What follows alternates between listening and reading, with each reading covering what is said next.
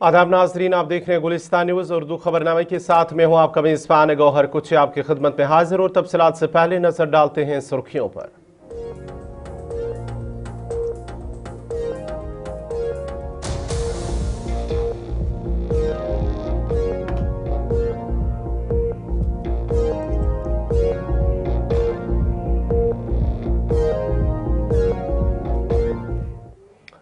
और पेश खबरों की तफसील। सबसे पहले बड़ी खबर दिल्ली से आ रही है, जहां पर मरकजी हुकूमत की जानिब से माहौलियाती कारकुन सोनम वांगचुक को NSA के तहत जो रखी गई हिरासत है उसे खत्म करने का फैसला किया है। बड़ी और अहम खबर दिल्ली से आ रही है कि मरकजी हुकूमत ने ऐलान किया है कि मौसमियाती कारकुन सोनम वांगचुक की NSA यानी कि नेशनल सिक्योरिटी एक्ट के तहत रखी गई हिरासत को ख़त्म करने का फैसला कर चुकी हैं। सोनम वांगचुक गुज़श्ता साल सितंबर में लेह में होने वाले मुजाहरों के सिलसिले में गिरफ्तार और राजस्थान के जेल के अंदर वो कैद है। हुकूमत ने अपने बयान में कहा है कि अमन इस्तेहकाम और बाहमी एतमाद के माहौल को फ़रोग़ देने के लिए और तमाम स्टेक होल्डर्स के साथ तामीरों और बावाना बातचीत को यकीनी बनाने के मकसद के तहत हुकूमत ने मुतलका जायजा लेने के बाद सोनम वांगचुक की हिरासत को फौरी तौर पर ख़त्म करने का फैसला किया है। मरकजी हुकूमत ने फौरी तौर पर माहौलियाती कारकुन और तालीम के इस्लाहकार सोनम वांगचुक की NSA के तहत गिरफ्तारी को ख़त्म करने का ऐलान किया है। तफसीलात के लिए हम अपने एग्जीक्यूटिव एडिटर इशफाक गौहर के पास चलेंगे। इशफाक, जिस तरह से NSA के तहत सोनम वांगचुक की गिरफ्तारी को ख़त्म कर दिया गया, बड़ी और अहम खबर ये उस वक्त हुआ है जब लद्दाख के मुख्तलिफ जाए KDA LAB की जानिब से जो एहतजाजी कॉल दी गई थी, उससे कबल ये हुकूमत की जानिब से बड़ा कदम और बड़ा ऐलान किया गया। देखिए, अगर आप देखेंगे कि अदालती कार्रवाइयां हुई हैं और अदालती कार्रवाई के दौरान पिछले कई दिनों से आप देखेंगे बहुत सारी चीज डिस्कशन में चल रही थी, बहुत सारी मामला थे जो उनको रिव्यू किया जा रहा था और अदालत भी कहीं ना कहीं इस पॉइंट पर जरूर थी कि सोनम वांगचुक जो थे उनका जो ट्रैक रिकॉर्ड रहा है वो कहीं पर भी फसादी के तौर पर नहीं है, जिहादी के तौर पर नहीं है और कहीं पर भी वो मुल्क मुखालिफ सरगर्मी में नहीं रहे हैं।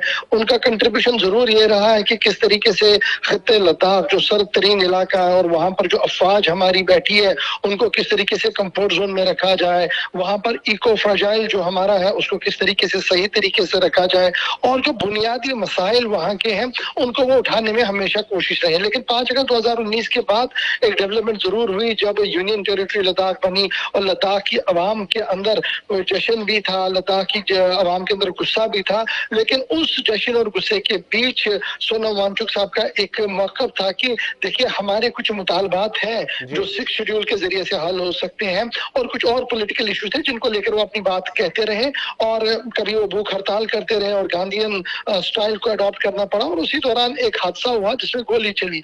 अब उस हादसे की तहकीकात चल रही है, एविडेंसेस खंगाले गए हैं, ऑलमोस्ट वो रिपोर्ट नियर टू कंप्लीट है जिसको सबमिट किया जाएगा लेफ्टिनेंट गवर्नर को। लेकिन इनिशियली वहां पर भी कोई इस तरीके का इंसिडेंट नहीं दिख रहा था जहां ये लगता कि डायरेक्टली 100% इन्वॉल्वमेंट जो उस वायलेंस की थी वो जी सोनम वांगचुक साहब की थी। ये भी एक प्लस पॉइंट था उनके लिए। फिर उनकी अहलिया ने, आपको याद होगा कि रवा हफ्ते के दौरान एक अखबार को इंटरव्यू दिया जिसमें उन्होंने कहा कि देखिए अगर सोनम वांगचुक साहब रिलीज होते हैं तो अब की बार वो सड़क पर नहीं होंगे ऐसे जिस तरीके से आपने देखा कि एहतजाज करते हुए, वो जी पुरअमन जदोजहद करेंगे और लद्दाख की तरक्की सालमियत के लिए काम करेंगे। यानी उन्होंने इस बात का अंदिया दिया कि देखिए अगर कोई रियायत मिलती है तो हम उसका फायदा उठाएंगे, पीस लविंग के होते हुए हम अपनी जदोजहद को आगे बढ़ाएंगे।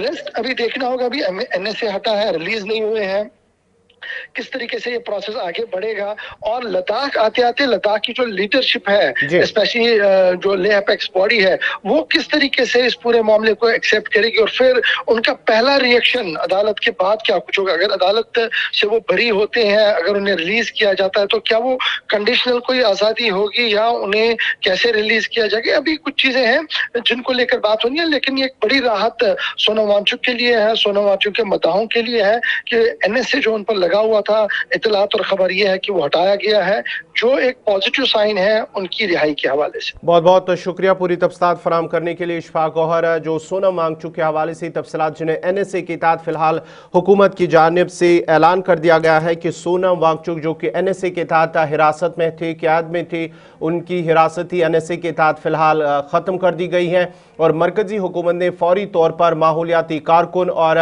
माहिर तालीम सोनम वांगचुक की NSA के तहत हिरासत ख़त्म करने का ऐलान किया है। वजारत दाखिला की जानिब से जारी बयान के मुताबिक वांगचुक की जो हिरासत अब ख़त्म हो गई है। याद रहे कि 19 सितंबर 2025 में NSA के तहत हिरासत में लिया गया था, जिसके तहत हुकाम को ऐसे अफराद को गिरफ्तार करने की इजाज़त होती है जिनके इक़दामात को कौमी सलामती या अवामी अमन के लिए ख़तरा समझा जाए, और हिरासत की मुद्दत 1 साल तक हो सकती है, मगर ज़रूरत पड़ने पर इसे कबल अज़ वक्त ख़त्म किया जा सकता है। सोनम वांगचुक की गिरफ्तारी लद्दाख में रियासती हैसियत और आइन के 6 शेड्यूल में शमूलियत के मुतालबात के सिलसिले में होने वाले एहतजाज के बाद अमल में आई थी। हुकाम का कहना था कि वांगचुक की जानिब से की गई बाज़ तकारीर और बयानात इस एहतजाज की शिद्दत बढ़ाने में असर अंदाज हो सकती थी।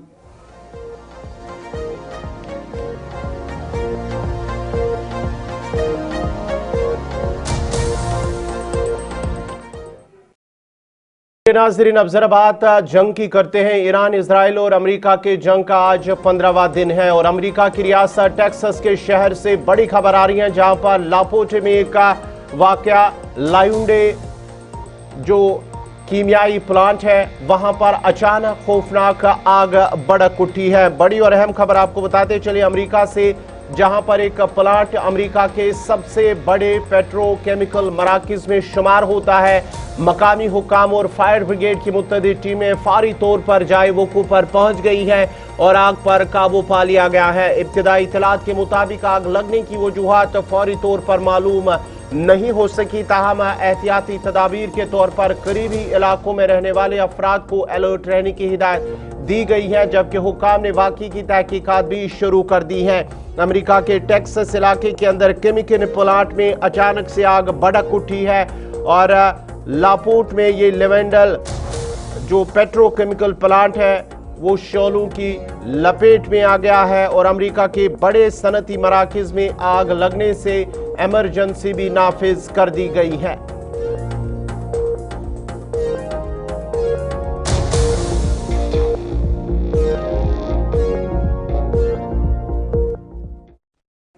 जंग की जहां बात हो रही है तो जंग के हवाले से आपको बताते चले कि आबनाए खरमुज से इत्तलात मौसूल हो रहे हैं कि अमरीकी ऑयल टैंकर को मुबैना तौर पर ईरानी हमले में तबाह किए जाने की खबर सामने आ रही है।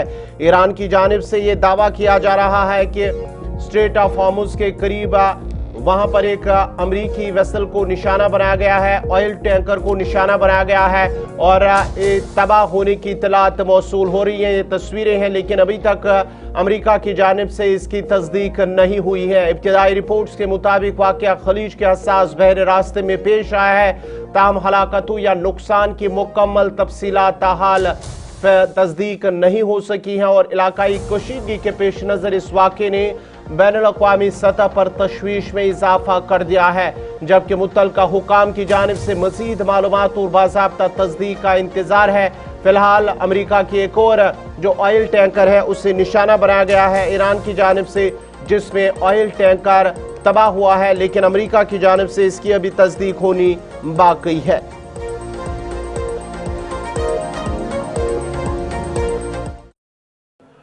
इधर इजराइल पर भी ईरान की जानिब से हमले किए गए हैं। ताज़ा हमलों के दौरान तल अवीव और दीगर कुछ इलाकों के अंदर मुतअद्दिद रॉकेट हमले किए गए हैं, मिसाइल हमले किए गए हैं, जिसके नतीजे में मुतअद्दिद इलाकों के अंदर नुकसान की इत्तलात मौसूल हो रही है। इजराइल के मुख्तलिफ शहर जिनमें तल अवीव और दीगर कुछ इलाके हैं जहां पर नुकसानात की इत्तलात मौसूल हो रही है। इसराइल के मुख्तलिफ इलाकों में सूरत हाल शदीद ख़राब हो गई है और तल अवीव में आग के बड़े शोले फूट पड़े हैं। मकामी हुकाम ने इंतबाह जारी किया है कि शहरियों को एहतियात बरतने और महफूज मकामात पर रहने की हिदायत की गई है। फायर ब्रिगेड्स और हंगामी टीमें आग बुझाने की कोशिशों में मसरूफ है, ताहम तेज हवाएं और फैलती आग के बाइस सूरत हाल काबू से बाहर नजर आ रही है। शहरियों ने भी सोशल मीडिया पर आग के खतरे और मुतासरा इलाकों की तस्वीर शेयर की है, जबकि हुक्काम मजीद नुकसान को रोकने के लिए हंगामी इकदाम कर रहे हैं। जबकि इस तरह की इतलात भी मौसूल हो रही हैं कि इन मिसाइल हमलों के नतीजे में जो नुकसान इजराइल और तेल अवीव के अंदर हुआ है, उसकी वजह से लोगों के अंदर खौफ हिरास भी फैल गया है।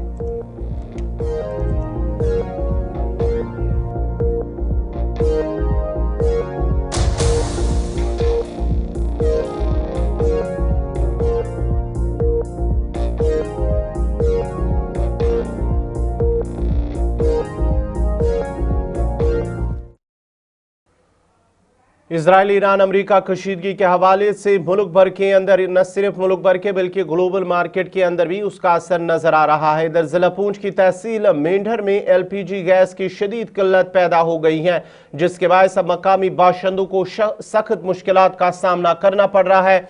मुख्तलिफ LPG मराकिज के बाहर लोगों की तवील कतारें देखी गई, जहां शहरी खाली सिलेंडर लेकर रिफिल का इंतजार करते रहे। मकामी लोगों का कहना है कि गुज़िश्ता चंद दिनों के दौरान गैस की किल्लत में मजीद इजाफा हो गया है, जिससे घरेलू सारिफीन को खासी परेशानी लाहक है। बिलखुसूस मुक़द्दस माह रमज़ानुल मुबारक में जब खाना पकाने के लिए गैस की तलब बढ़ जाती है। रिहायशियों के मुताबिक अमरीका, इजराइल और ईरान के दरमियान जारी कशीदगी और जंग जैसे हालात के बायस सप्लाई चेन मुतासर होने से बहरान मजीद संगीन हो गया है। अवाम ने हुक्काम और गैस डिस्ट्रीब्यूटर से मुतालबा किया है कि इलाके में LPG सिलेंडरों की बरवक्त और मुनासिब फराहमी को यकीनी बनाए जाए ताकि लोगों को दरपेश मुश्किलात का अजाला हो सके।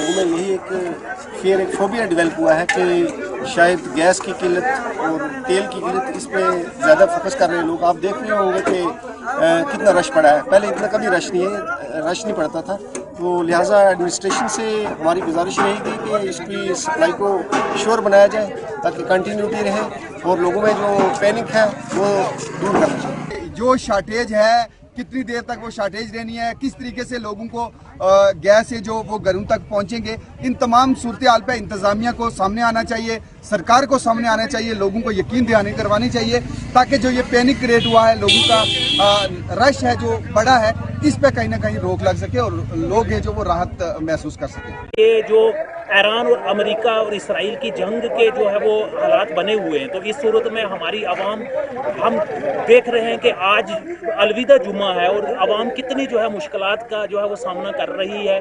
जुम्मा छोड़ के, नमाज छोड़ के लोग कतारों में यहाँ जमा हैं और लगातार इंतज़ार कर रहे हैं कि कब हमारी बारी आएगी और हमें जो है वो सिलेंडर जो है वो मिलेंगे। और एक और बात है कि एडमिनिस्ट्रेशन को ये देखना चाहिए कि कहीं ना कहीं सब्सिडी जो है वो बहुत ज़रूरी है। हम गरीब लोग हैं, फार फलंग एरिया से हैं, हमें मुश्किल आती है कि हम इतना पैसे जो है वो दे पाएँ, तो ये उनके लिए रहेगा कि कहीं ये महंगे रेट पर जो है वो तो नहीं, जैसे गैस जो है लोग जो है वो हासिल कर रहे हैं, कहीं ना कहीं हायर अथॉरिटी से उनको जो है वो बात करनी होगी ताकि ये रेट जो है कम से कम हो सके और इन दुश्वारियों से जो है वो।